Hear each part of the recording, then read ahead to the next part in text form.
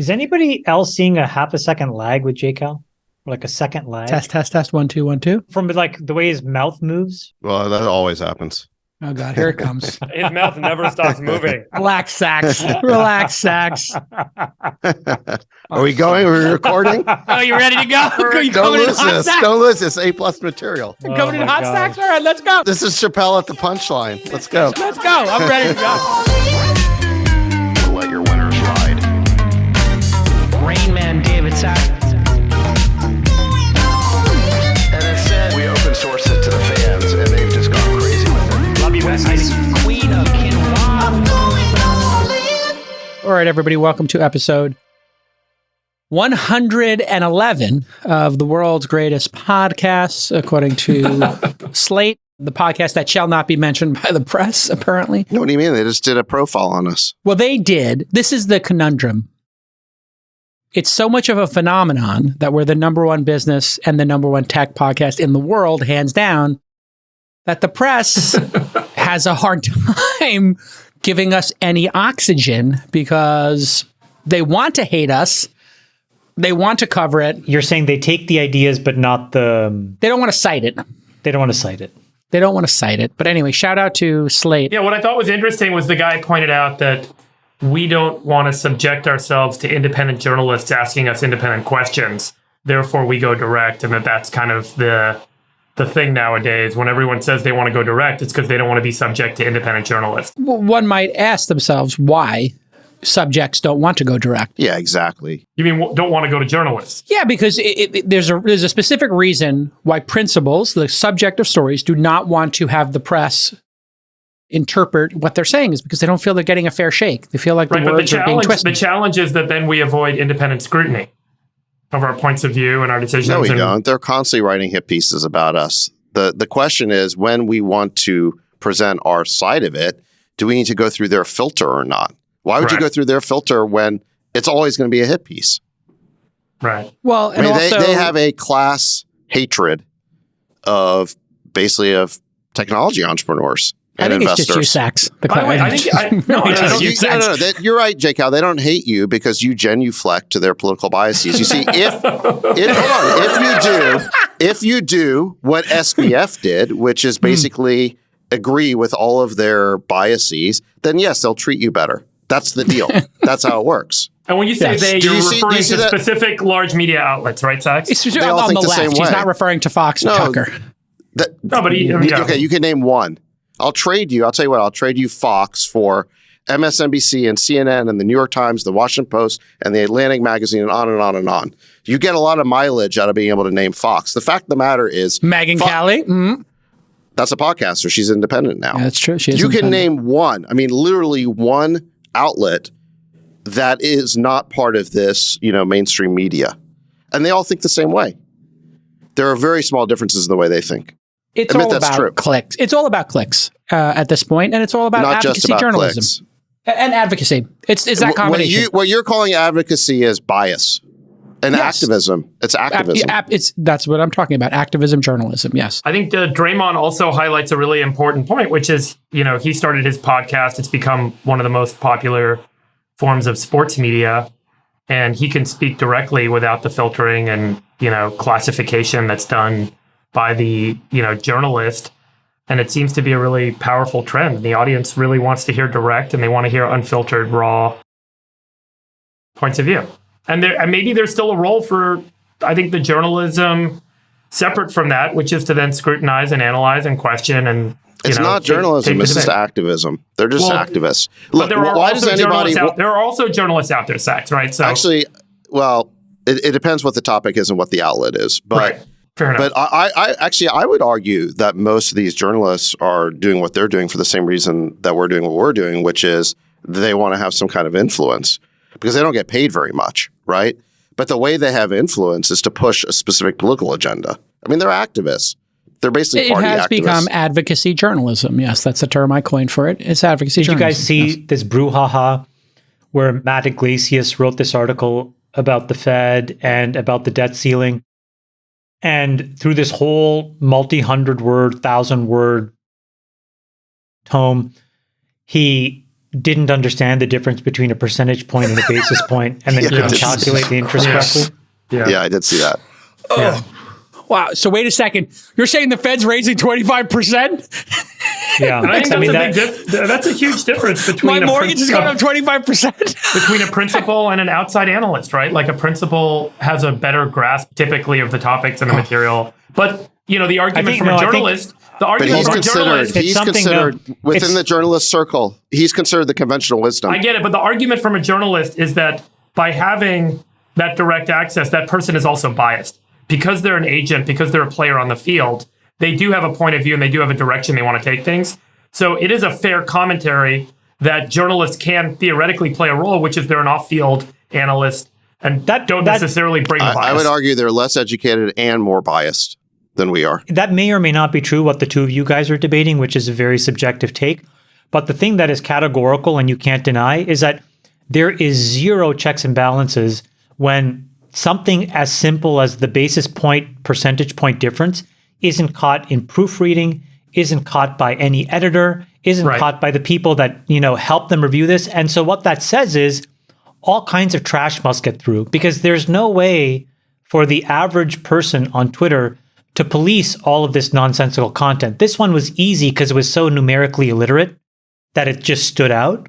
But can you imagine the number of unforced errors journalists make today in their search for clicks that don't get caught out, that may actually tip somebody to think A versus B? That's, I think, the thing that's kind of undeniable. Right. Yeah. You What was only the need Rolling to. Stone article? There's a very simple test for this. If you read the journalists writing about a topic you are an expert on, whatever the topic happens to be, you start to understand, okay, well, on that story I'm reading, that they understand about 10 or 20 or 30% of what's going on.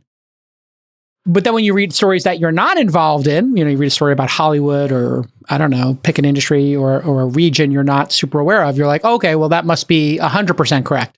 And the truth is, journalists have access to there's a name for 5 to that. 20. There is a name for it, yeah. It's called the Gell-Mann amnesia effect. You just plagiarize Michael Crichton, who came up with that. Yeah, so But no, he's exactly right. But I think it's worse than that. It's because now the mistakes aren't being driven just by sloppiness or laziness or just a lack of expertise. I think it's being driven by an agenda. So just to give you an example on the Slate thing, the Slate article actually wasn't bad. It kind of made us seem, cool. The subheadline was a close listen to All In, the infuriating, fascinating, safe space for Silicon Valley's money men. Okay. But the headline changed. So I don't know if you guys noticed this. The headline now is Elon Musk's inner circle is telling us exactly what it thinks. First of all, they're it's trying Elon for clicks. It's Elon for so they're trying way too hard to describe us in terms of Elon, which is maybe 2 episodes out of 110. But before inner circle, the word they used was cronies, and then somebody edited it because I saw cronies in one of those tweet summaries. Mm-hmm. Where it does a capsule or whatever. Yeah. So, and those get frozen in time. So, they were trying to bash us even harder, and then somebody took another look at it and toned it down. Here's what happened. I'll tell you what happens in the editorial process. Whoever writes the article gets submitted. Maybe it gets edited, proofread, whatever. Maybe it doesn't even in some publications. They don't have the time for it because they're in a race. Then there's somebody who's really good at social media. They picked 6 or 7 headlines. They A/B test them. And they even have software for this, where they will run a test. Sometimes they'll do a paid test. They put $5 in ads on social media. Whichever one performs the best, that's the one they go with. So it's even more cynical. And because people who read the headlines, sometimes they don't read the story, right? Obviously, most people just see the headline. They interpret that as a story.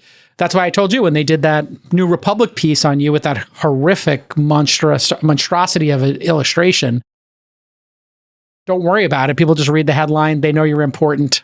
Nobody reads the story anyway. No, but it wasn't a bad article, actually. It was well written, actually. I was in shock. I was like, who is this writer that actually took the time to write some prose that was actually decent? Yeah, he had listened to a lot of episodes, clearly. That was a really good moment, actually. That was great advice because you gave it to him and you gave it to me because both of us had these things. And Jason said the same thing. Just look at the picture. And if you're okay with the picture, just move on. And I thought, this can't be true. And it turned out to mostly be true. Yeah, but my picture was terrible. Yeah, but it's close to reality. So it's kind of. It was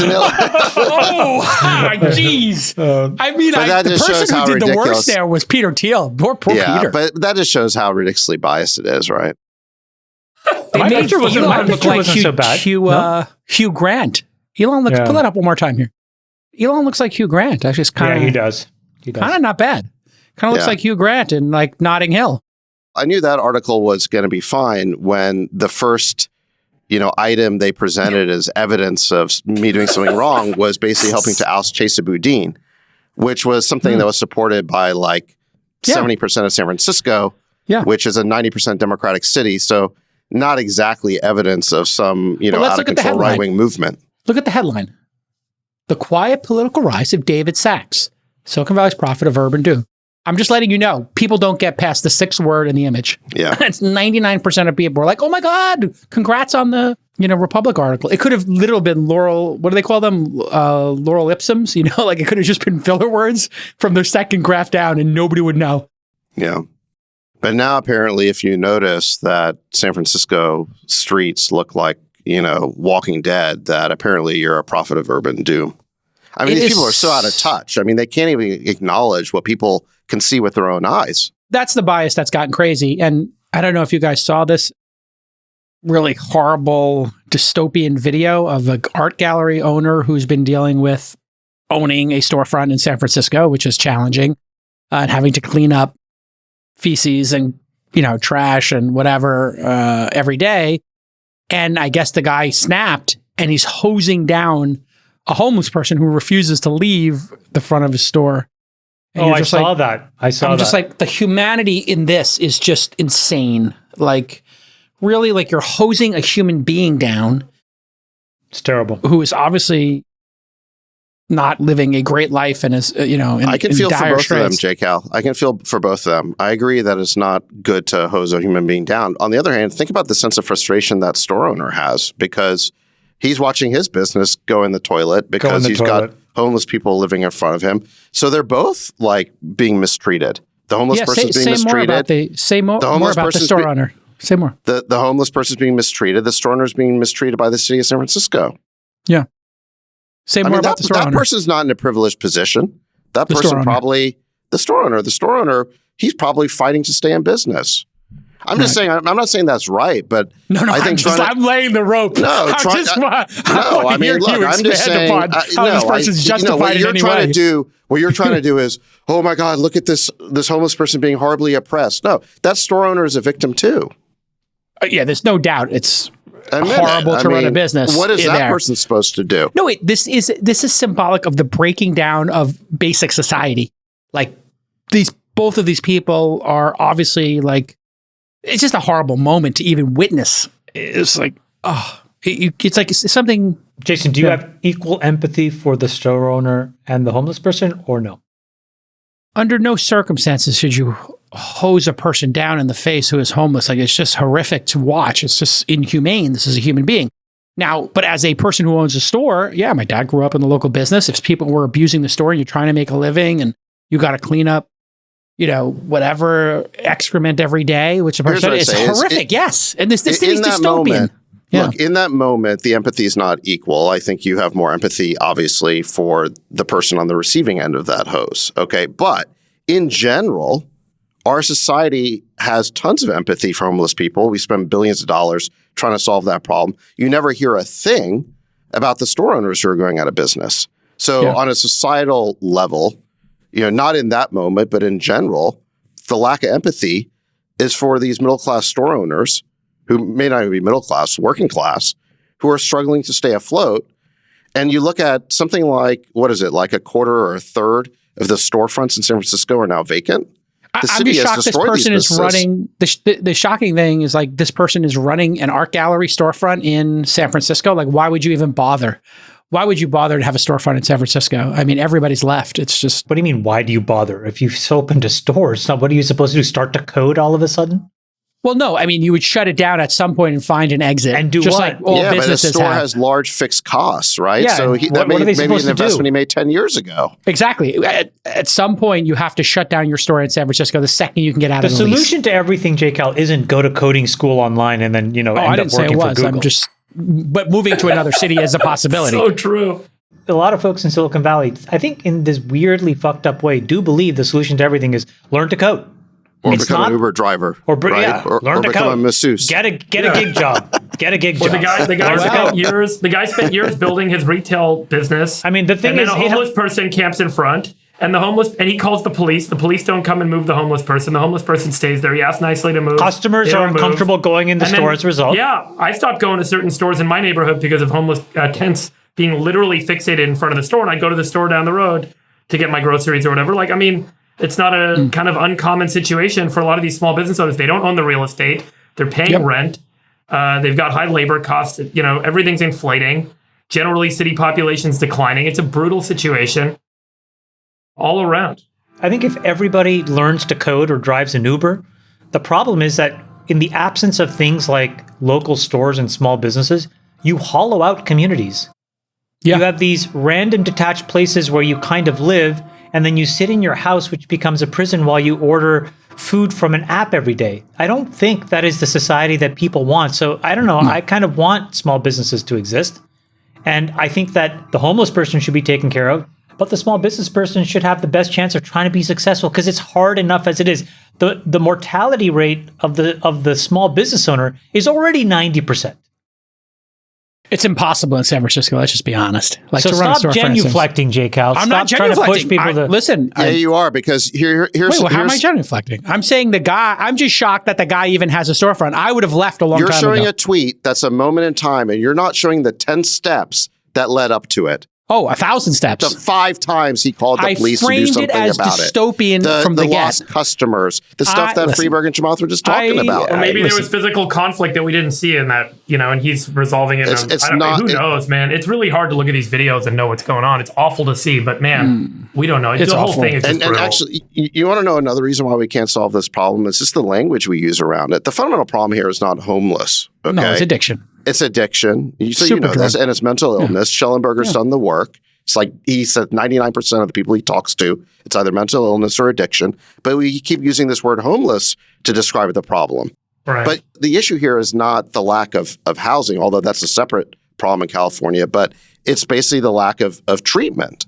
Totally. So we should be calling them treatmentless. And mandates around this because Well, and enforcement. You Yeah, that's the cannot thing, have you can't have a super drug be available for a nominal price and give people a bunch of money to come here and take it and not enforce it. You have to Mandated- draw the line at fentanyl. I'm sorry, fentanyl is a super drug. there's 3 alternatives: there's mandated rehab, mandated mental health, or jail, or housing services. If you're not breaking the law, you don't have mental illness, you don't have drug addiction, and then provide. Those are the 4 paths of outcome here of success. And if all 4 of those paths were both mandated and available in abundance, this could be a tractable problem. Unfortunately, the mandate. I mean, you guys remember that Kevin Bacon movie where Kevin Bacon was locked up in a mental institution, but he wasn't mentally ill. It's a famous story. Footloose? It's what's that? no, it's like a famous story. You guys, someone's probably gonna call me an idiot for messing this whole thing up. But I think there's a story where mandated mental health services, like locking people up to take care of them when they have mental health issues like this, became kind of inhumane. And a lot of the institutions were shut down and a lot of the laws were overturned. And there are many of these cases that happened where they came across as like torturous to what happened to people that weren't mentally ill. And so the idea was like, let's just abandon One the Flew Over the entire Cuckoo's approach. Nest? You think about That's One another Flew good Over one. the Cuckoo's Nest? Yeah. Well, that's another one, right? And it's unfortunate, but I think that there's some, we talk a lot about nuance and gray areas, but there's certainly some solution here that isn't black or white. It's not about not having mandated mental health services, and it's not about locking everyone up that has some slight problem, but there's some solution here that needs to be crafted where, you don't let people suffer, and you don't let people suffer both as the victim on the street, but also You're the talking victim in the about a community. 5150, I think, like when people are held But because just, they're a danger to themselves or others, kind of thing.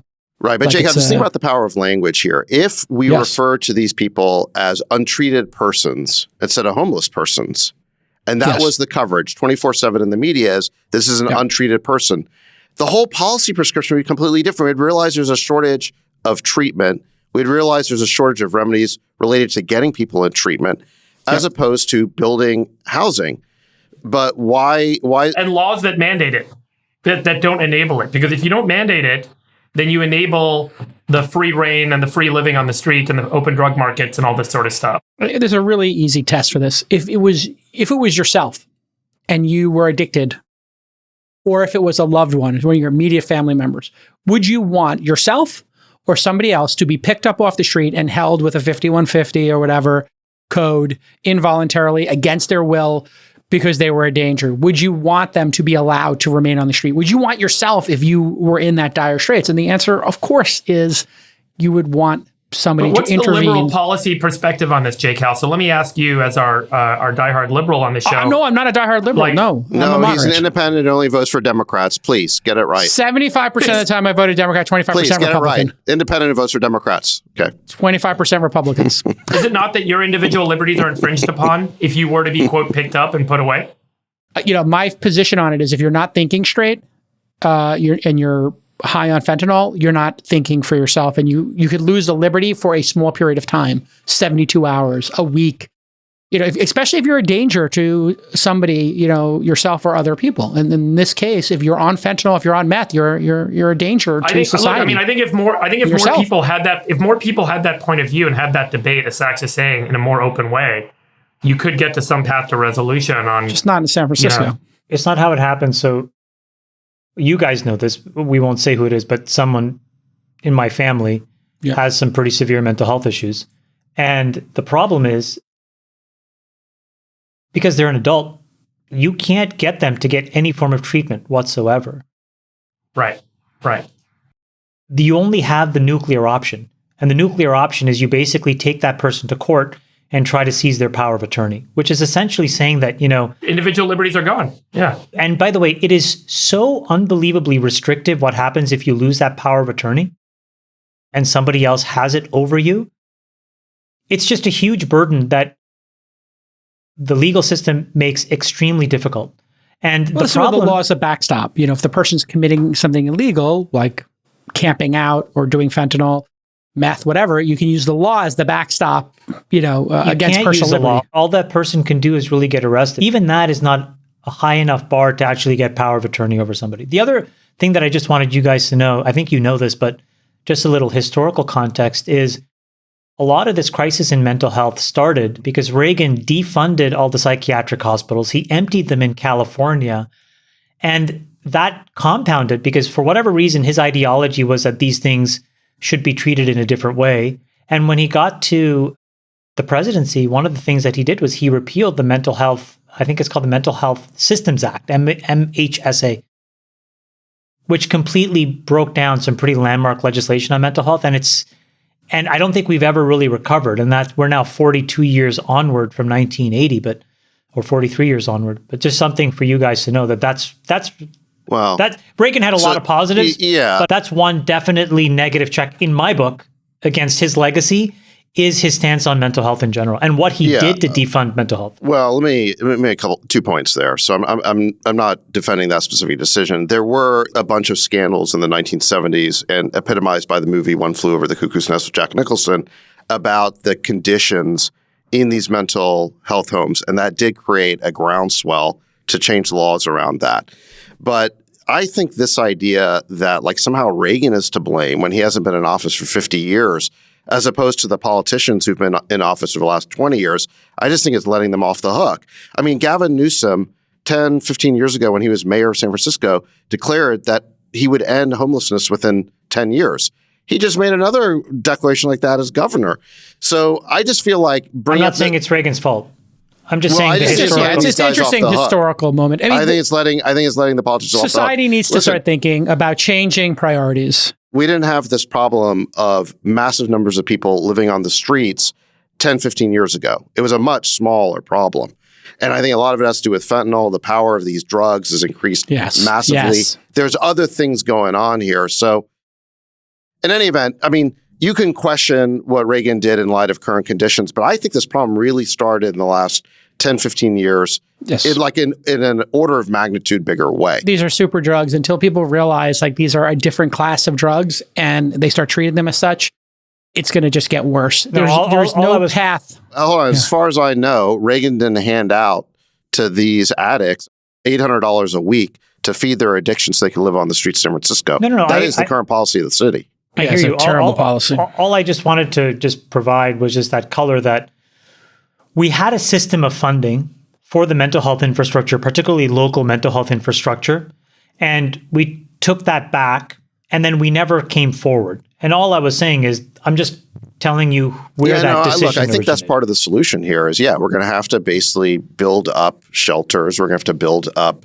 And homes, to support and we're your gonna have to- point, the problem now, for example, is Gavin Newsom says a lot of these things, and now he's gone from a massive surplus to a $25 billion deficit overnight, which we talked about even a year ago, because that was just the law of numbers catching up with the state of California. And he's not in a position now to do any of this stuff. So this homeless problem may get worse. Well, they did appropriate. I forget the number. It's like 10 billion or something out of that, huge budget they had to solve the problem of homelessness. So I would just argue they're not tackling it in the right way, because what happened is there's a giant special interest that formed around this problem, Right. which is the building industry, who gets these contracts to build the quote, affordable housing or Homeless industrial complex. the homeless industrial complex. Insane. And so they end up They building are 10 units at a time on Venice Beach, like the most expensive land you could possibly build, because you get these contracts from the government. So there's now a giant special interest and lobby that's formed around this. If you really wanted to solve the problem, you wouldn't be building housing on Venice Beach. You'd be going to cheap land just outside the city. Totally. And you'd be building scale shelters. I mean, shelters that can house 10,000 people, not 10. And you'd be having they treatment also services. have to get treatment. Yes, you have to get But treatment. with treatment built into them, right? You'd be Yes. solving this problem at scale, and that's not what they're doing. By the way, do you guys want to hear This Week in Grift? Sure, we're all in. That's a great example of grift. I read something today in Bloomberg that was unbelievable.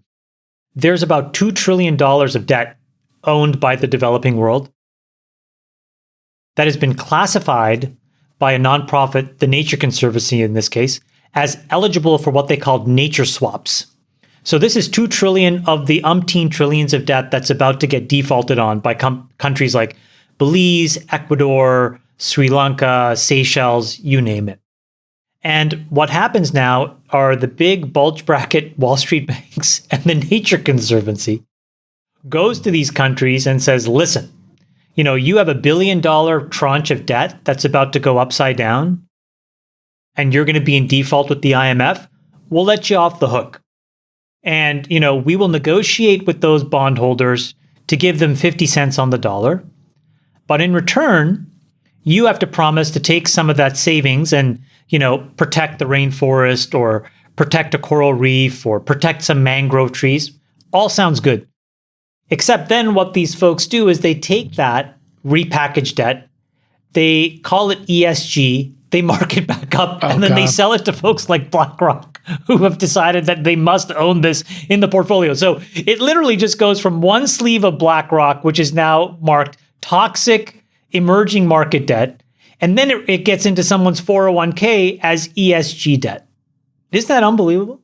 So you could virtue signal and buy some ESG to make yourself feel good. Yeah. $2 trillion Here's of all this you have to paper. know about ESG is that Exxon is like the number 7 top ranked company according to ESG, and Tesla isn't even on the list. Disastrous. Right. How crazy is that? It's It's a complete insane. scam. All of those, we've said this many times, but each of those letters individually means so much and should be worth a lot to a lot of people. But when you stick them together, it creates this toxic soup where you can just hide the cheese. Yeah, I you mean, can just- governance is important in Unbelievable. companies, of course. The environment is important.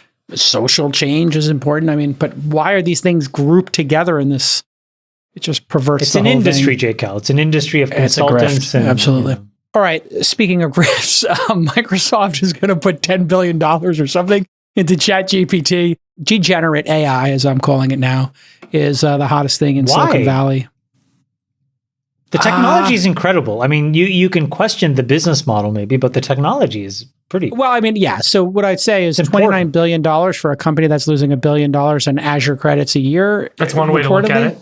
That's also a naive way to look at a lot of other businesses that ended up being worth a lot down the road. I mean, sure. You can model out the future of a business like this and create a lot of really compelling big outcomes, you know? Potentially, yeah. So Microsoft is close to investing $10 billion in OpenAI in a very convoluted transaction that people are trying to understand. It turns out that they might wind up owning 59% of OpenAI, but get 75% of the cash and profits back over time. 49%. 49%, yeah, of OpenAI. But they would get paid back the $10 billion over some amount of time. And this obviously includes Azure credits and ChatGPT, as everybody knows, this just incredible demonstration of what AI can do in terms of text-based creation of content and answering queries is taking the net by storm. People are really inspired by it. Sachs, do you think that this is a defensible, real technology, or do you think this is like a crazy hype cycle? Well, it's definitely the next VC hype cycle. Everyone's kind of glomming onto this because VC really right now needs a savior. Just look at the public markets, everything we're investing in is in the toilet. So we all really want to believe that this is going to be the next wave. And just because something is a VC hype cycle doesn't mean that it's not true. So as I think one of our friends pointed out, you know, mobile turned out to be very real. I think cloud turned out to be, I'd say, very real. Yeah. Social was sort of real in the sense that it did lead to a few big winners. On the other hand, Web3 and crypto was a hype cycle and it's turned into a big bust. VR falls into the hype cycle. I think VR probably a hype cycle so far. No one can even explain what Web3 is. In terms of AI, I think that if I had to guess, I would say the hype is real in terms of its technological potential. However, I'm not sure about how much potential there is yet for VCs to participate. Because right now, it seems like this is something that's going to be done by really big companies. So OpenAI is basically it looks like kind of a Microsoft proxy. You've got Google, I'm sure will develop it through their DeepMind asset. You know, I'm sure Facebook is going to do something huge in AI. So what I don't know is this really a platform that startups are going to be able to benefit from? I will say that some of the companies we've invested in are starting to use these tools. So I guess where I am is I think the technology is actually exciting. I wouldn't go overboard on the valuations. So I wouldn't buy into that level of the hype. But you think there could be hundreds of companies built around an API for something like ChatGPT, DALL-E? Maybe, yeah. I don't think startups are going to be able to create the AI themselves, but they might be able to benefit from the APIs. Maybe that's the thing. Okay. That's the thing that has to be proven out. There's a lot of really fantastic machine learning services available through cloud vendors today, right? So Azure has been one of these kind of vendors, and obviously OpenAI is building tools a little bit further down on the stack. But there's a lot of tooling that can be used for specific vertical applications. Obviously, the acquisition of InstaDeep by BioNTech is a really solid example. And most of the big dollars that are flowing in biotech right now are flowing into machine learning applications where there's some vertical application of machine learning tooling and techniques around some specific problem set.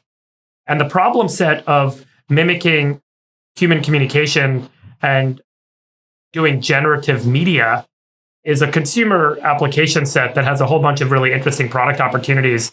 But let's not kind of be blind to the fact that nearly every other industry and nearly every other vertical is being transformed today. And there's active progress being made in funding and getting liquidity on companies and progress with actual products being driven by machine learning systems. And there's a lot of great examples of this. So, you know, the fundamental capabilities of large data sets and then using these kind of learning techniques in software and statistical models to make kind of predictions and drive businesses forward in a way that they're not able to with just human knowledge and human capability alone is really real. and it's here today. And so I think let's not get caught up in the fact that there's this really interesting consumer market hype cycle going on where these tools are not being kind of, validated and generating real value across many other verticals and segments. Chamath, when you look at this Microsoft OpenAI deal and you see something that's this convoluted, hard to understand, what does that signal to you as a capital allocator and company builder? I would put deals into two categories. One is easy and straightforward, and then two is, cute by half or, the too hard bucket. This is clearly in that second category, but it doesn't mean Why that is it in that category? Well, it doesn't mean that it won't work. In our group chat with the rest of the guys, one person said there's a lot of complex law when you go from a nonprofit to a for-profit. There's lots of complexity in deal construction. The original investors have certain things that they want to see. There may or may not be, legal issues at play here that you encapsulated well in the last episode. I think there's a lot of stuff we don't know. So I think it's important to just give those folks the benefit of the doubt. But yeah, if you're asking me, it's in the too hard bucket for me to really take seriously. Now, that being said, it's not like I got shown the deal, so I can't comment. Here's what I will say. The first part of what Zach said, I think, is really important for entrepreneurs to internalize, which is where can we make money? The reality is that, let me just take a prediction.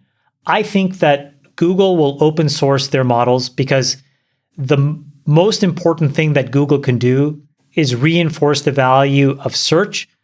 And the best way to do that is to scorch the earth with these models, which is to make them widely available and as free as possible. That will cause Microsoft to have to catch up, and that will cause Facebook to have to really look in the mirror and decide whether they're going to cap the betting that they've made on AR, VR and reallocate very aggressively to AI. I mentioned this I did this Lex Friedman podcast, but that should be what Facebook does. And the reason is, if Facebook and Google and Microsoft have roughly the same capability and the same model, there's an element of machine learning that I think is very important, which is called reinforcement learning. And specifically, it's reinforcement learning from human feedback, right? So these RLHF pipelines, these are the things that will make your stuff unique. So if you're a startup, you can build a reinforcement learning pipeline. How? You build a product that captures a bunch of usage. We talked about this before. That data set is unique to you as a company. You can feed that into these models, get back better answers. You can make money from it. Facebook has an enormous amount of reinforcement learning inside of Facebook. Every click, every comment, every like, every share. Twitter has that data set. Google inside of Gmail and search. Microsoft inside of Minecraft and Hotmail. So my point is, David's right. The huge companies, I think, will create the substrates. And I think they'll be forced to scorch the earth and give it away for free. And then on top of that is where you can make money. And I would just encourage entrepreneurs to think, where is my edge in creating a data set that I can use for reinforcement learning? That I think is interesting. That's kind of saying, I buy the ingredients from the supermarket, but then I can still construct a dish that's unique. And, the salt is there, the pepper is there, but how I use that will determine whether you like the thing or not. And I think that, that is the way that I think we need to start thinking about it. Interestingly, as we've all pointed out here, OpenAI was started as a nonprofit. The stated philosophy was this technology is too powerful for any company to own. Therefore, we're going to make it open source.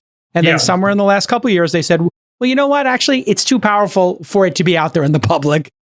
We need to make this a private company, and we need to get $10 billion from Microsoft. That is the disconnect I am trying to understand. That's the most interesting part of the story, Jason. I think if you go back to 2014 is when Google bought DeepMind. Yeah. And immediately, everyone started reacting to a company as powerful as Google, having a toolkit and a team as powerful as DeepMind within them. And that sort of power should not sit in anyone's hands. I heard people that I'm close with that are close to the organization and the company comment that they thought this is the most kind of scary, threatening, biggest threat to humanity is Google's control of DeepMind. And that was a naive kind of point of view, but it was one that was close, that was deeply held by a lot of people. So Reid Hoffman, Peter Thiel, Elon Musk, a lot of these guys funded the original kind of OpenAI business in 2015. And here's the link. So I'm putting it out here. You guys can pull up the original blog post. Do all those people who donated get stock in? So what happened was they were all in it was all in a nonprofit, and then the nonprofit owns stock in a commercial business now. But your point is interesting because at the beginning, the idea was instead of having Google own all of this, we'll make it all available. And here's the statement from the original blog post in 2015. OpenAI is a nonprofit AI research company. Our goal is to advance digital intelligence in the way that is most likely to benefit humanity as a whole, unconstrained by a need to generate financial return. Since our research is free from financial obligations, we can better focus on a positive human impact. And they, kind of went on in the whole thing about Sam, Greg, Elon, Reid, Jessica, Peter Thiel, AWS, YC are all donating to support OpenAI, including donations and commitments of over $1 billion. Although we expect that to only be a tiny fraction of what we will spend in the next few years, which is a really interesting kind of, if you look back, historical perspective on how this thing all started 7 years ago and how quickly it's evolved, as you point out, into the necessity to have a real commercial alignment to drive this thing forward without seeing any of these models open sourced. And during that same period of time, we've seen Google share AlphaFold and share a number of their other kind of predictive models and toolkits and make them publicly available and put them in Google's cloud.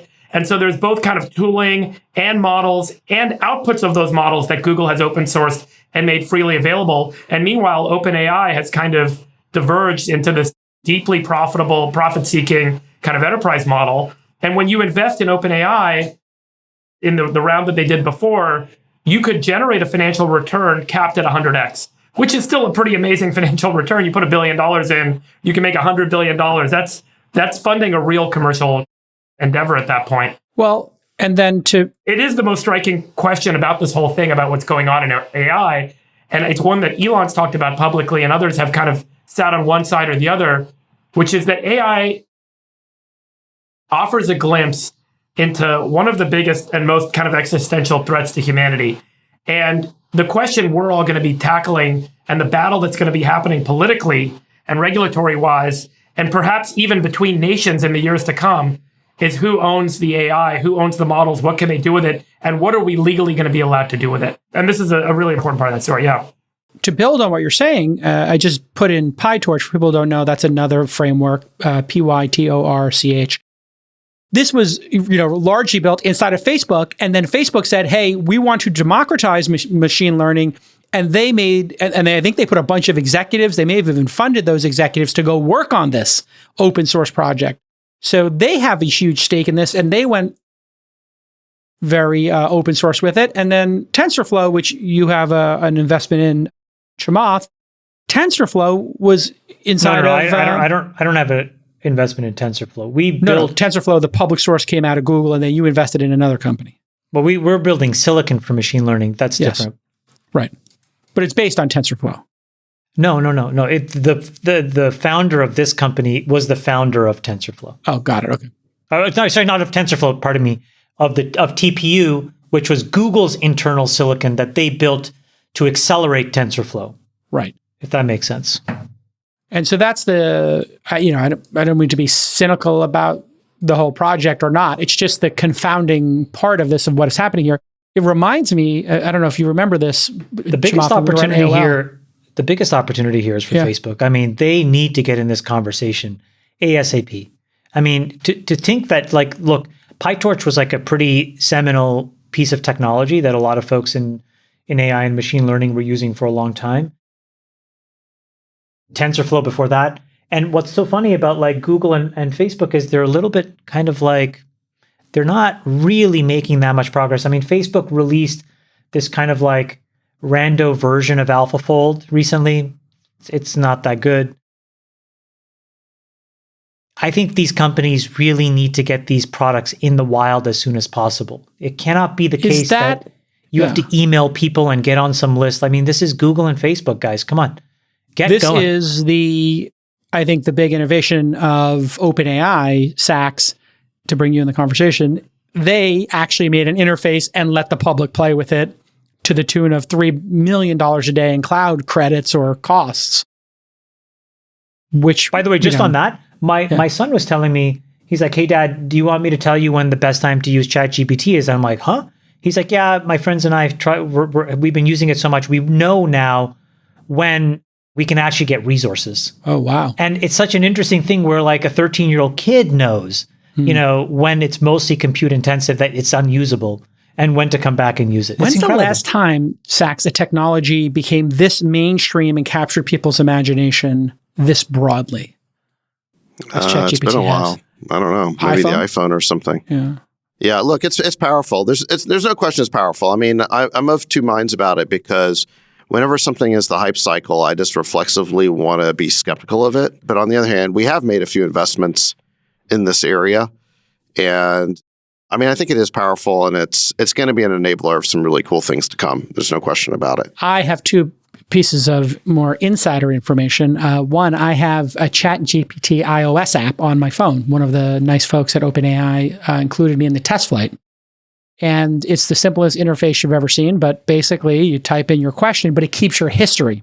And then you can search your history. So it looks, Sachs, like you're in iMessage, basically. Mm-hmm. And it has your threads. And so I asked them, hey, what are the best restaurants in Yountville, in a town near Napa? And then I said, which one has the best duck? And it literally like gave me a great answer. And then I thought, wait a second, why is this not using a Siri or Alexa-like interface? And then why isn't it? Oh, here's a video of it. I gave the video to Nick. By the way, Jason, what you're doing right now is you're creating a human feedback reinforcement learning pipeline for ChatGPT. So just the fact that you asked that question and, over time, if ChatGPT has access to your GPS information and then knows that you went to restaurant A versus B, yes, it can intuit, and it may actually prompt you to ask, hey, Jason, we noticed you were in the area. Did you go to Bottega? If you did, how would you rate it 1 through 5? That reinforcement learning now allows the next person that asks, what are the top 5 restaurants, to say, well, over 1,000 people that have asked this question, here's actually the best answer versus a generic rank of the open web, which is what the first data set is. That's what's so interesting about this. So this is why if you're a company that already owns the eyeballs, you have to be running to get this stuff out there. Well, and then this answer, cited Yelp. Well, this is the first time I've actually seen ChatGPT cite, and this is, I think, a major legal breakthrough. It didn't put a link in, but if it's going to use Yelp's data, I don't know if they have permission from Yelp, but it's quoting Yelp here. It should link to French Laundry, Bottega, and Bouchon. Bouchon actually has the best duck confit, for the record. And I did have that duck. So I asked this afterwards to see, in a scenario like this. But it could also, if I was talking to it, I could say, hey, which one has availability this afternoon or tomorrow for dinner? And make the phone call for me like Google Assistant does, or any number of I was thinking about next tasks. This was an incredibly powerful display in a 1.0 product. I was thinking about what you said last week, and I thought back to the music industry in the world of Napster. And what happened was there was a lot of musicians, I think Metallica being the most famous one, famously suing Napster because it was like, hey, listen, like you're allowing people to take my content, which they would otherwise pay for. There's economic damage that I can measure.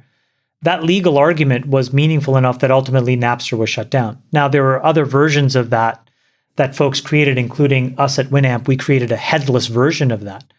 But if you translate that problem set here, is there a claim that Yelp can make in this example that they're losing money?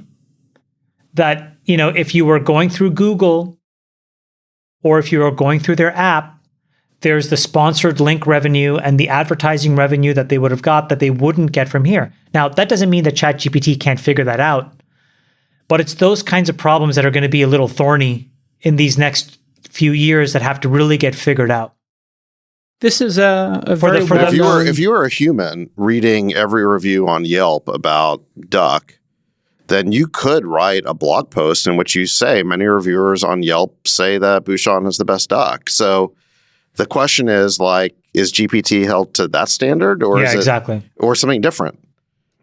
And is linking to it enough? This is the question that I'm asking. I don't know. It should be, because I'll argue it should be, because if you look at the 4-part test for fair use, which I had to go through because blogging had the same issue. We would write a blog post and we would mention Walt Mossberg's review of a product and somebody else's. And then people would say, oh, I don't need to read Walt Mossberg's and need a Wall Street Journal subscription. And we'd say, well, we're doing an original work. We're comparing 2 or 3 different, Human is comparing 2 or 3 different reviews and we're adding something to it. It's it's not interfering with Walt Mossberg's ability to get subscribers in the Wall Street Journal.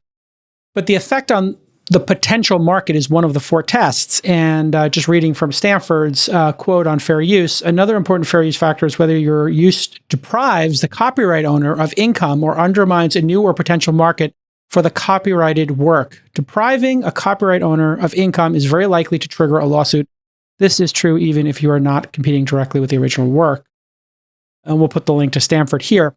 This is the key issue. And I would not use Yelp. In this example, I would not open the Yelp app. Yelp would get no commerce and Yelp would lose this. So ChatGPT and all these services must use citations of where they got the original work. They must link to them and they must get permission. That's where this is all going to shake out. And I believe permission? Well, forget about permission. I mean, you can't get a big enough data set if you have to get permission in advance, right? Well, you have to go out and negotiate Quora, them. It's going to be the large data sets. Quora, Yelp, the App Store reviews, Amazon's reviews. So there are large corpuses of data that you would need. Like Craigslist has famously never allowed anybody to scrape Craigslist. The amount of data inside Craigslist, as but one example of a data set, would be extraordinary to build ChatGPT on. ChatGPT is not allowed to because, as you brought up robots.txt last week, there's going to need to be an AI.txt. Are you allowed to use my data set in AI and how will I be compensated for it? I'll allow you to use Craigslist, but you have to link to the original post and you have to note that. The other gray area that isn't there today but may emerge is when Section 230 gets rewritten. Because if they take the protections away for the Facebook and the Googles of the world for being an algorithmic publisher and saying an algorithm is equivalent to a publisher, what it essentially is saying is that an algorithm is kind of like doing the work of a human in a certain context. And I wonder whether that's also an angle here, which now this algorithm, which today, David, you said the example, I read all these blog posts, I write something. But if an algorithm does it, maybe can you then say, no, actually there was intent there that's different than if a human were to do it? I don't know. My point is very complicated issues that are going to get sorted out. And I think the problem with the hype cycle is that you're going to have to marry it with an economic model for VCs to really make money. And right now, there's just too much betting on the come. So to the extent you're going to invest, it makes sense that you put money into OpenAI because that's safe. Because the economic model of how you make money for everybody else is so unclear, right? Oh, it's clear, actually. I have it for business. I just signed up for ChatGPT Premium. They had a survey that they shared on their Discord server, and I filled out the survey, and they did a price discovery survey, Freeberg. What's the least you would pay, the most you would pay? What would be too cheap of a price for ChatGPT Pro? And what would be too high of a price? I put in like $50 a month would be what I would pay. But I was just thinking, imagine ChatGPT allowed you, Friedberg, to have a Slack channel called Research. And you could go in there, or anytime you're in Slack, you do /chat or /ChatGPT, and you say /ChatGPT, tell me, what are the venues available in, which we did this actually I did this for Venues for All in Summit. I could say, what are the venues that seat over 3,000 people in Vegas? And it just gave us the answer. Okay, well, that was the job of the local event planner. They had that list. Now you can pull that list from a bunch of different sources. I mean, what would you pay for that? A lot. Well, I think one of the big things that's happening is all the old business models don't make sense anymore in a world where the software is no longer just doing what it's done for the last 60 years, which is what is historically defined as information retrieval. So you have this kind of hierarchical storage of data that you have some index against, and then you go and you search and you pull data out, and then you present that data back to the customer or the user of the software. And that's effectively been how all kind of data has been utilized in all systems for the past 60 years in computing. Largely, what we've really done is kind of built an evolution of application layers or software tools to interface with the fetching of that data, the retrieval of that data, and the display of that data. But what these systems are now doing, what AI type systems or machine learning systems now do, is the synthesis of that data and the representation of some synthesis of that data to you, the user, in a way that doesn't necessarily look anything like the original data that was used to make that synthesis. And that's where business models like a Yelp, for example, or like a web crawler that crawls the web and then presents web page directories to you. Those sorts of models no longer make sense in a world where the software, the signal to noise is now greater. The signal is greater than the noise in being able to present to you a synthesis of that data and basically resolve what your objective is with your own consumption and interpretation of that data, which is how you've historically used these systems. And I think that's where there's, going back to the question of the hype cycle. I don't think it's about being a hype cycle. I think it's about the investment opportunity against fundamentally rewriting all compute tools. Because if all compute tools ultimately can use this capability in their interface and in their modeling, then it very much changes everything.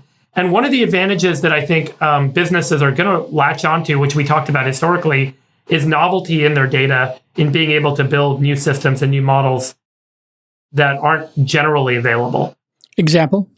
In biotech and pharma, for example, having screening results from very expensive experiments and running lots of experiments and having a lot of data against those experiments gives a company an advantage in being able to do things like drug discovery. And we're going to talk about that in a minute, versus everyone using publicly known screening libraries or publicly available protein modeling libraries, and then screening against those. And then everyone's got the same candidates and the same targets and the same, kind of clinical objectives that they're going to try and resolve from that output.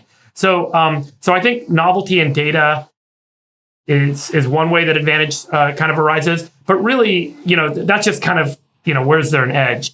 But fundamentally, every business model can and will need to be rewritten that's dependent on on the legacy of kind of information retrieval as the core of what computing is used to do. Sachs, on my other podcast, I was having a discussion with Molly about the legal profession.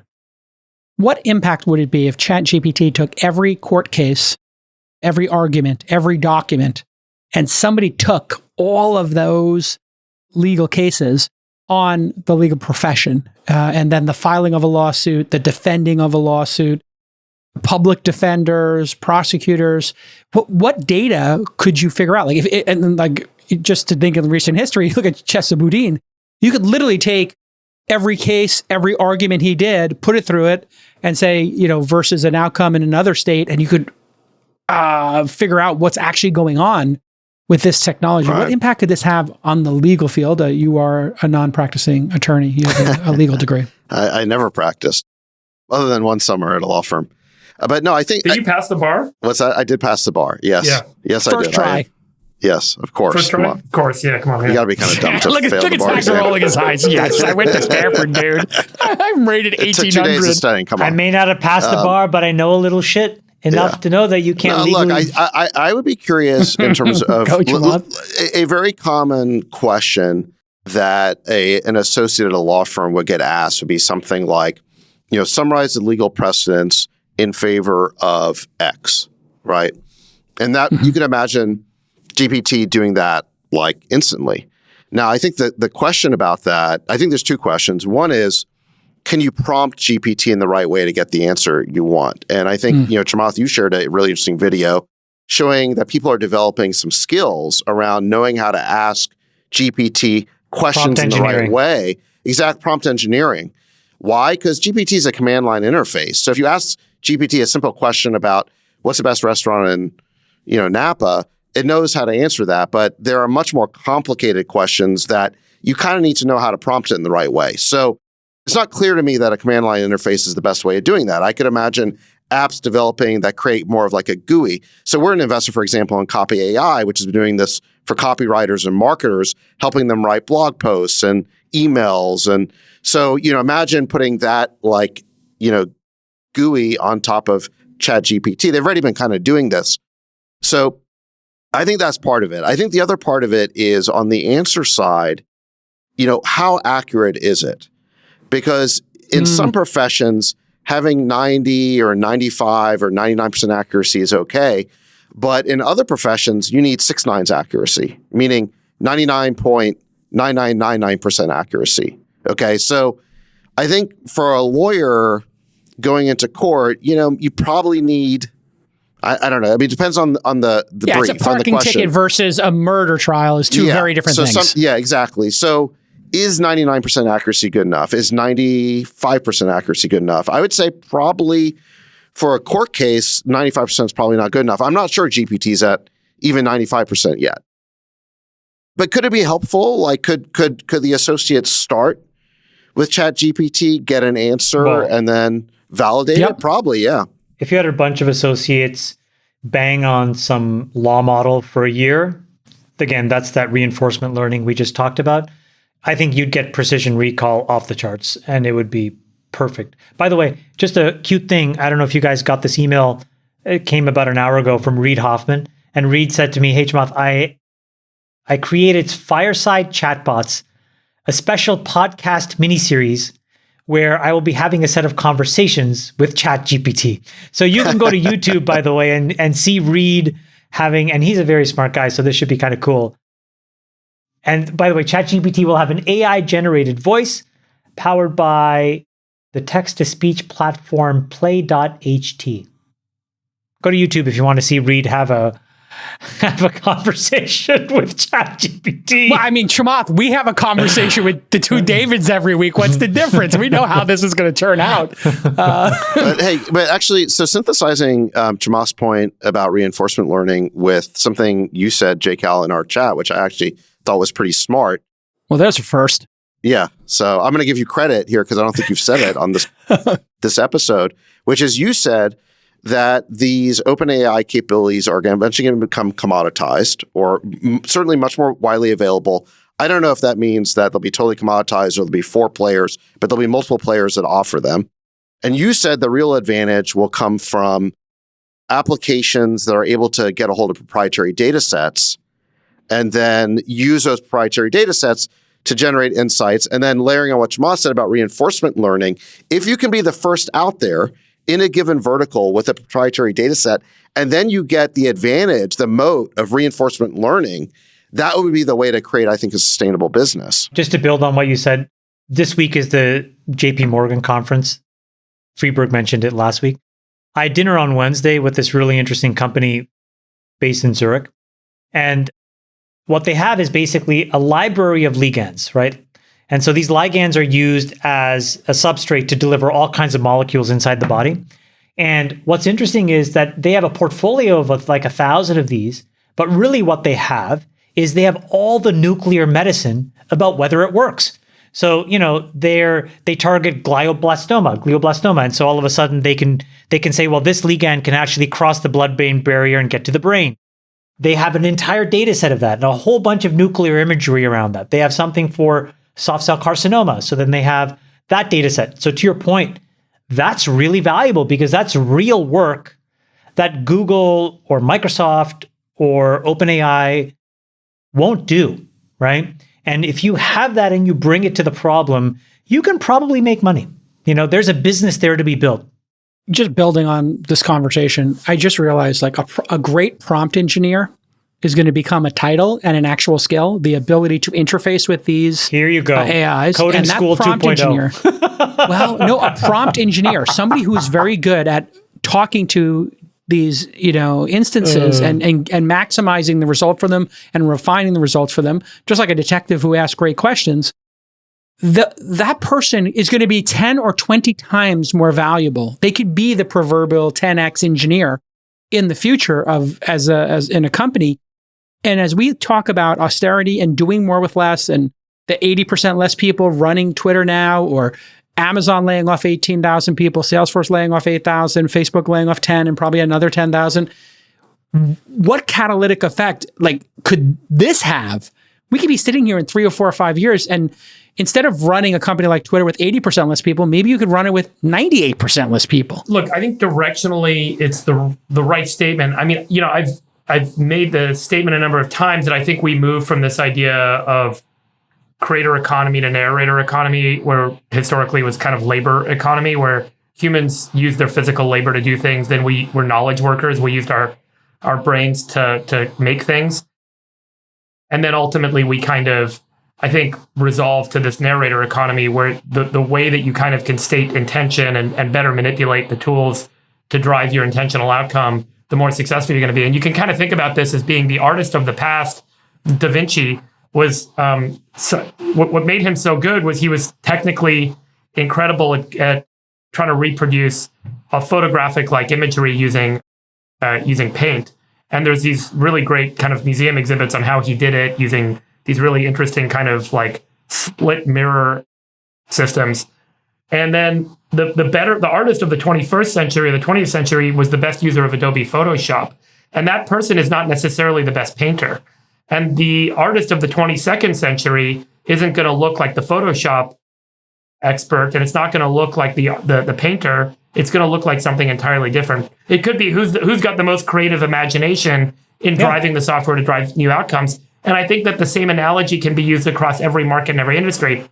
However, one thing to note, JCal, it's not about austerity, because the Luddite argument is when you have new tools and you get more leverage from those tools, you have less work for people to do, and therefore everyone suffers.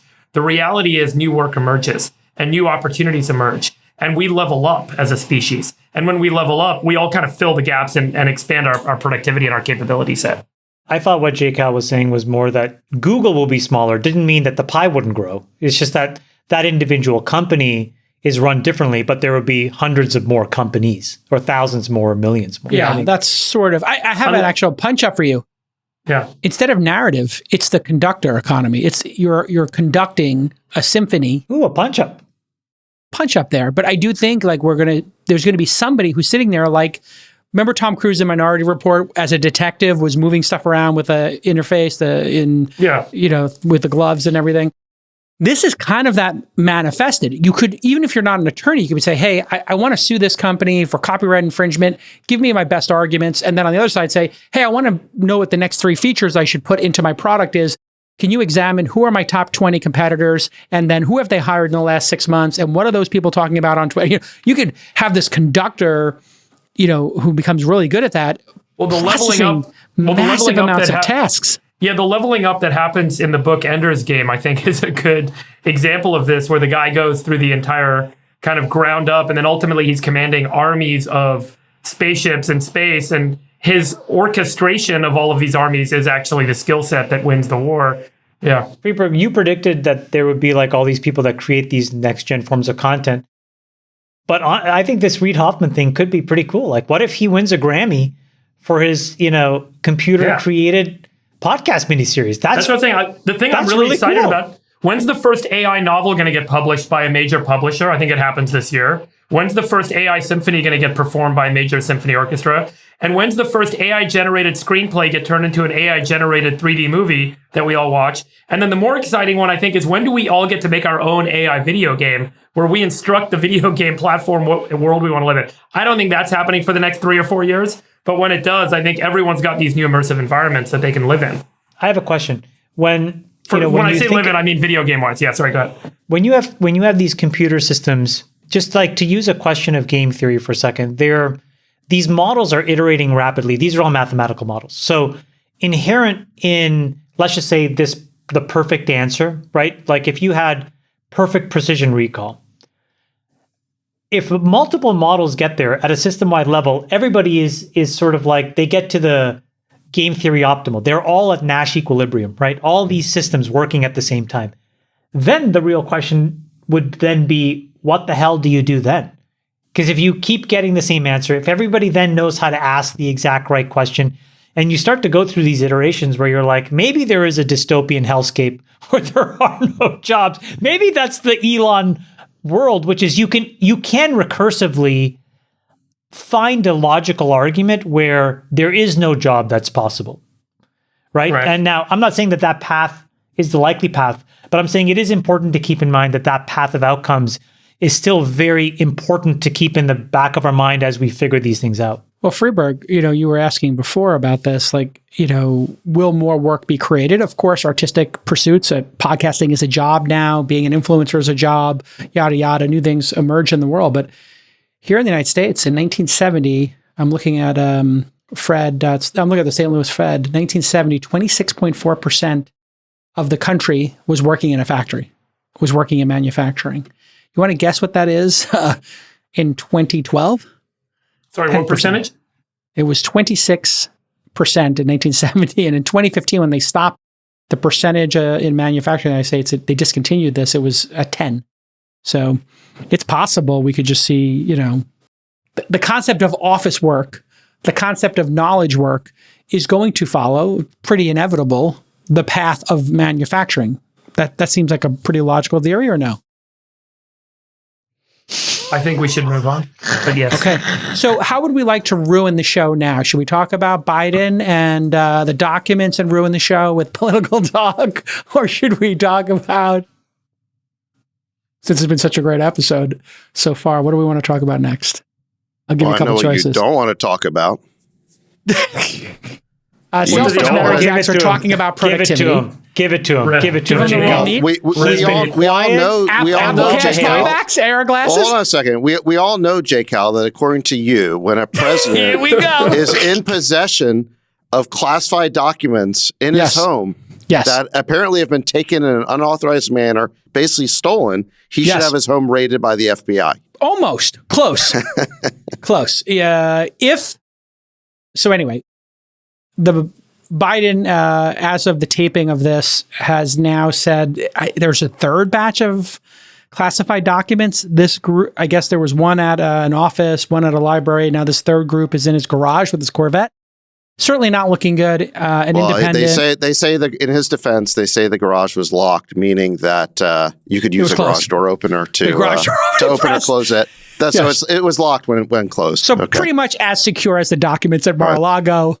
Same equivalency. No. I mean, just to be perfectly fair, the documents Okay. in Mar-a-Lago were locked in a basement. The FBI came, checked it out, said we'd like you to lock those up. They locked them up. So Got it. a little safer than Maybe being a little safer than a in the garage trunk with a of your Corvette. but functionally the same. Functionally the same. The only difference here would be what? Sachs, when you look at these two cases. Well, that in one case, Merrick Garland has appointed an independent counsel to investigate Trump, and there's no such a special counsel or investigator appointed to investigate Biden. I mean, these things are functionally the same. Didn't he put somebody on it, though? Wait, did he put somebody on it? I don't think they've appointed a special counsel yet. No, they did. As of an hour ago, a special counsel was appointed. Okay. Did that just happen? Yeah, 1 hour ago. Robert Hur is his name. Okay. I guess there are real questions to look into here. The documents apparently were moved twice. Why were they moved? Who ordered that? What was a classified document doing in Biden's personal library? What do the documents pertain to?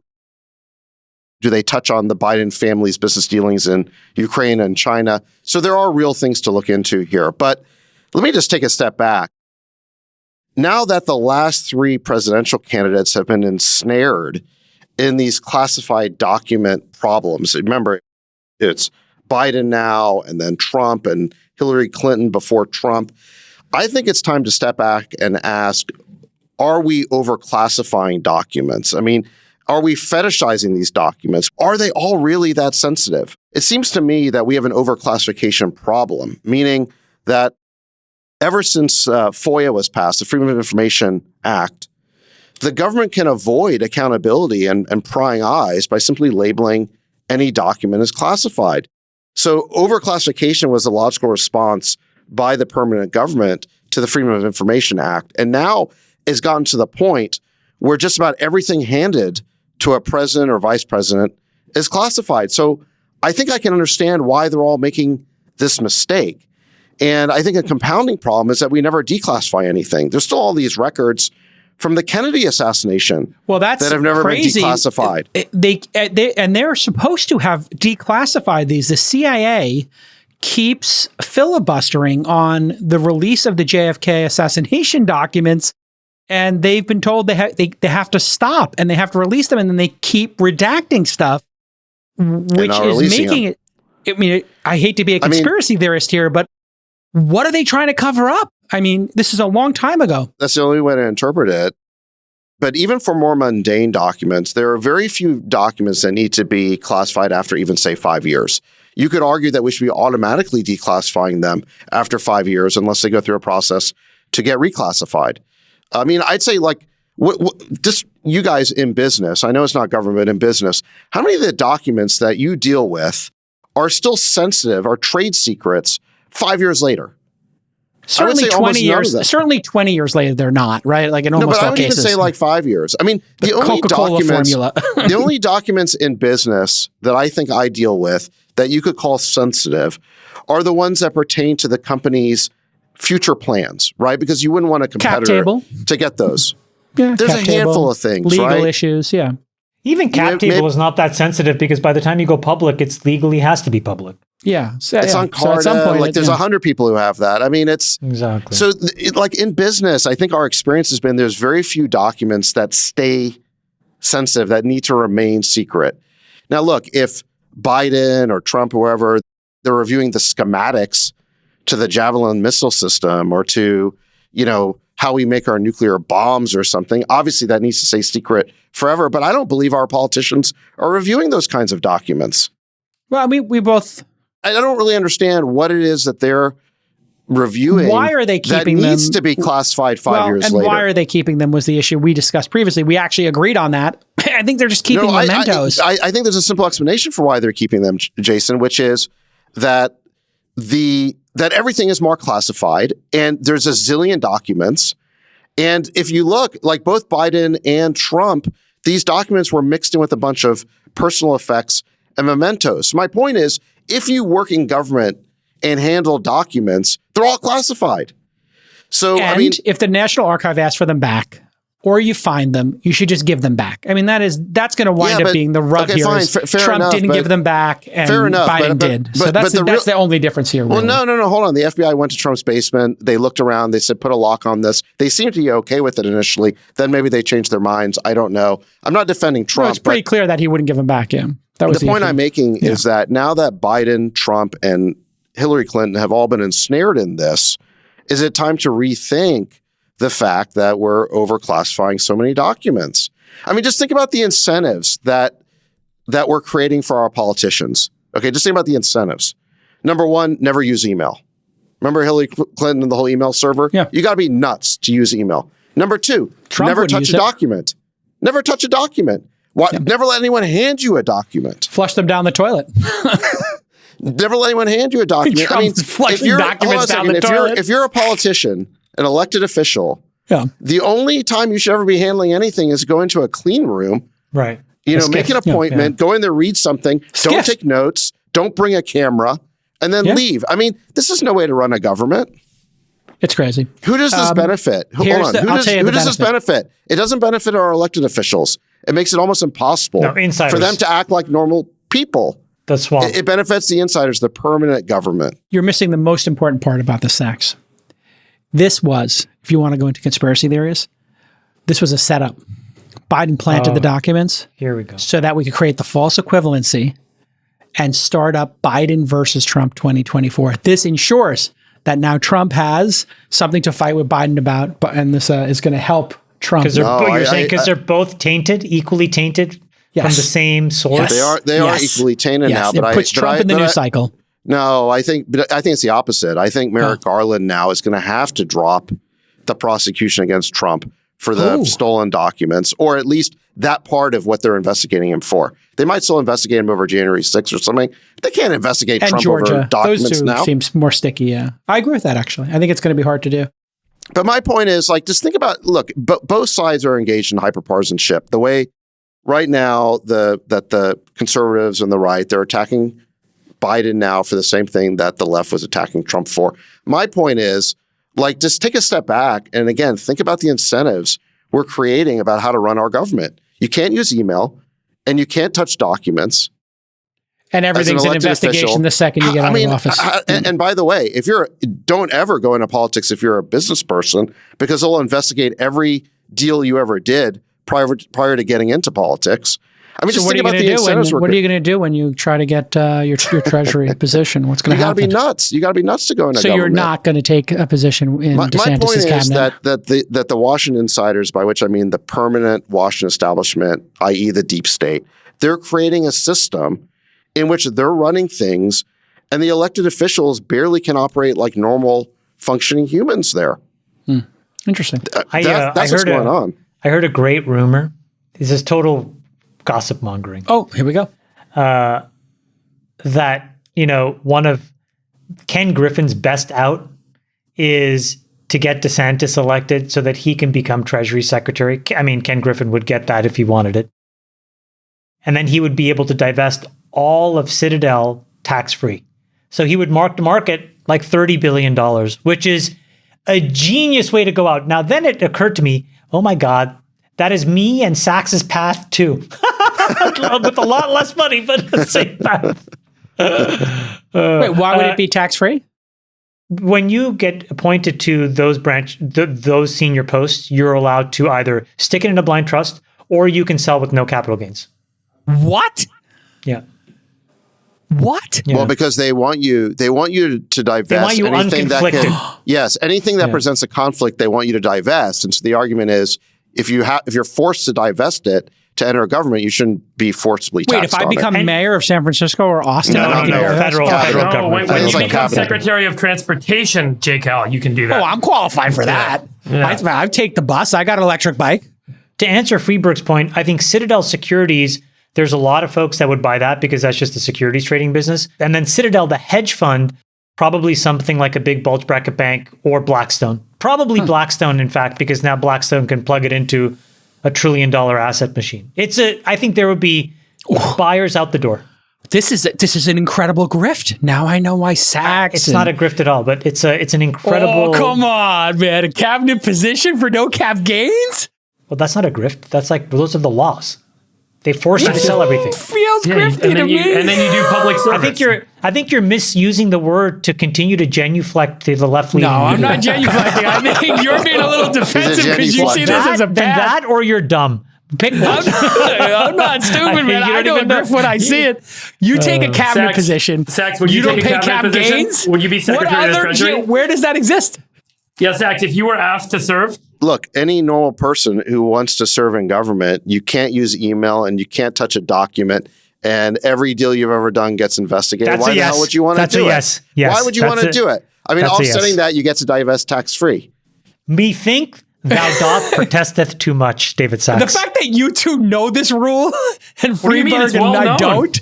no, I know it. It's like a well-known. Oh, no, I'm wait, the only Jake, person who doesn't I- know this rich people Jake, knowledge. I looked up grift. It Everyone means to knows this. engage. It means that to engage in a petty or small scale swindle. I don't think Okay. selling a $31 billion entity no, it's not to small. a combination This of is- BlackRock and Blackstone would be considered a petty small By the way, scale swindle. did any of you guys watch the Madoff series on Netflix? No, was No. it good? No. Oh my god, it is so depressing. I gotta say, like just that Madoff series, there is no glimmer of light or hope or positivity or recourse. Everyone is a victim. Everyone suffers. It is So just gross. so dark. Don't watch it. It's so depressing. The Okay, Madoff one. The I have Madoff one is so depressing. It's so Yeah, they awful. all kill themselves and die. They It's and horrible. like all the No, one everyone guy was a died. victim. One guy And then died of and then cancer. That's Irving terrible. Picard, I didn't realize all this. The trustee that went and got the money, he went and got money back from these people who were 80 years old and retired and had spent that money decades ago, and he sued them and took their homes away from them.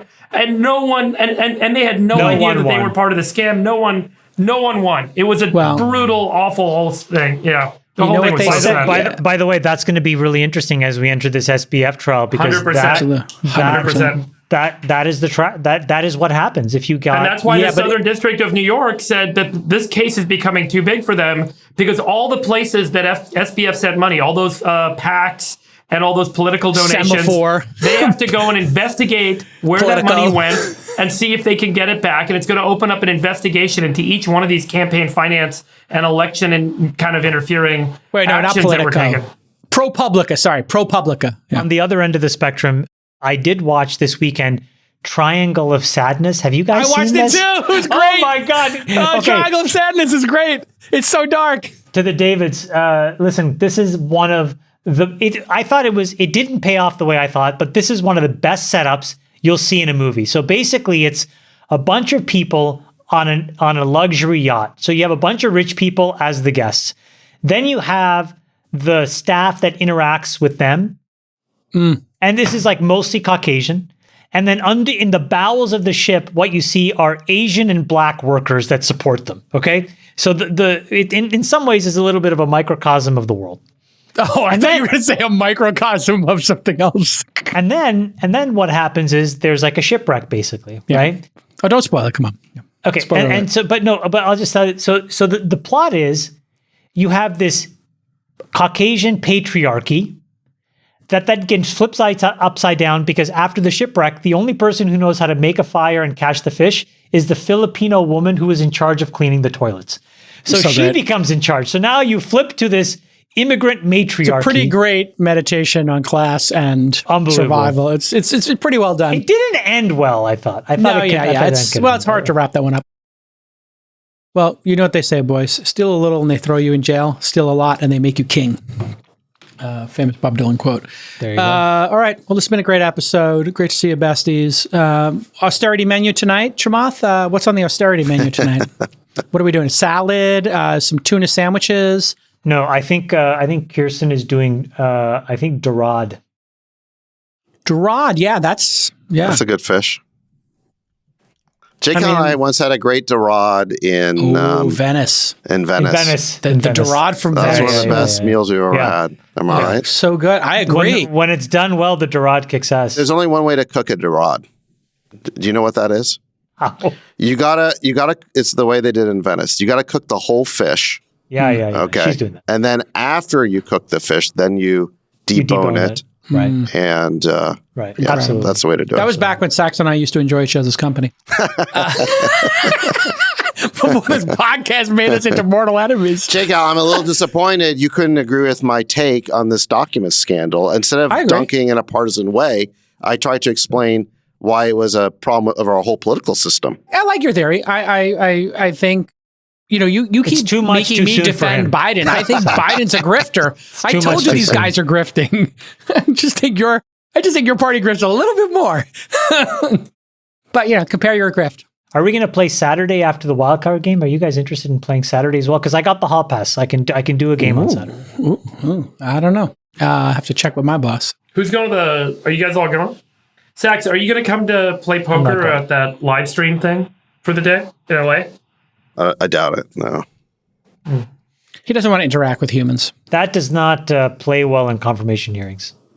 No. The last time I did one of those, Alan Keating destroyed me on camera. That's true. I had two left feet, and every time he bluffed, I folded. And every time he had the nuts, I called. It was brutal. True. That's true. That was a bad a shellacking, a classic Sax. So it's shellac. an image saving thing. Is that what's going on? You're no, preserving. No. Okay. No, I don't have it has time to do with the cabinet positions. He doesn't need to be seen recklessly gambling.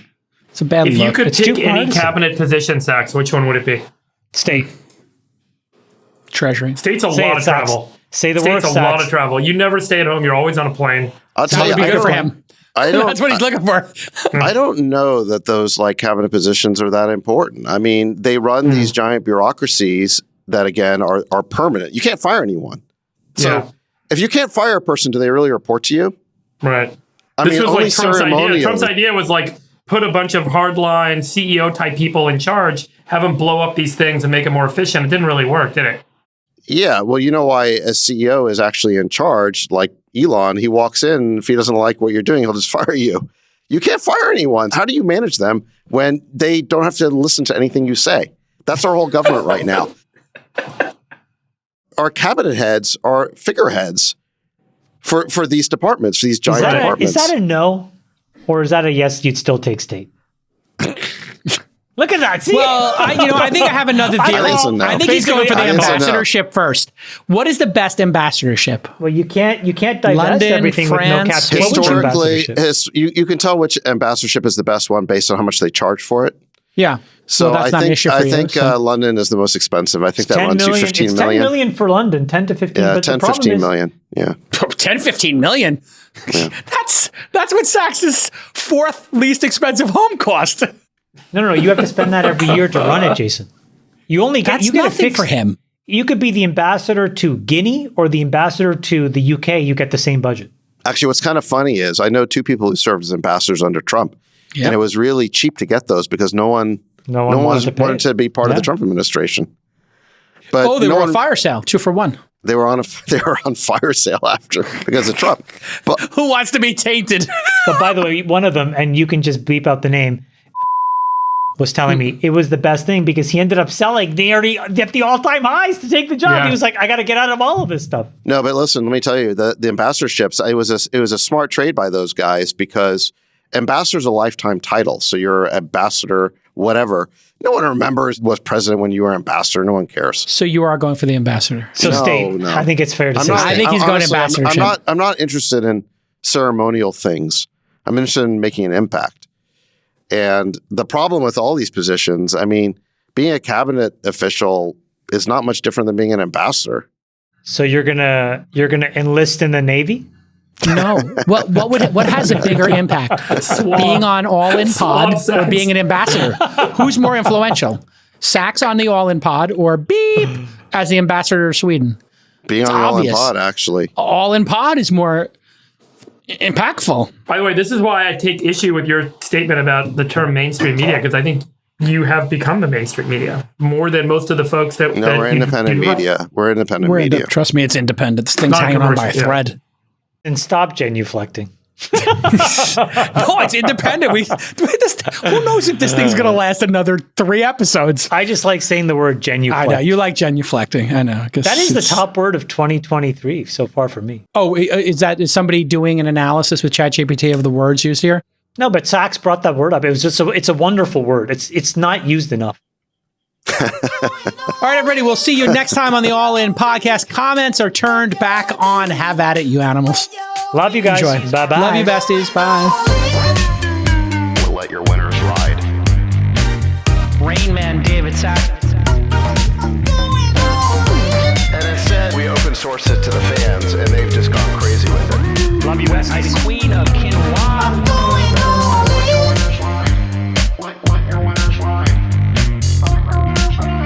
Besties are gone. 13. That's my dog taking a notice in your driveway. Oh, man. My haberdasher will meet me at Clinton. We should all just get a room and just have one big huge orgy because they're all just useless. It's like this sexual tension that they just need to release somehow. Wet your beak. Wet your beak. Your feet. We need to get merch. Besties are back. Going all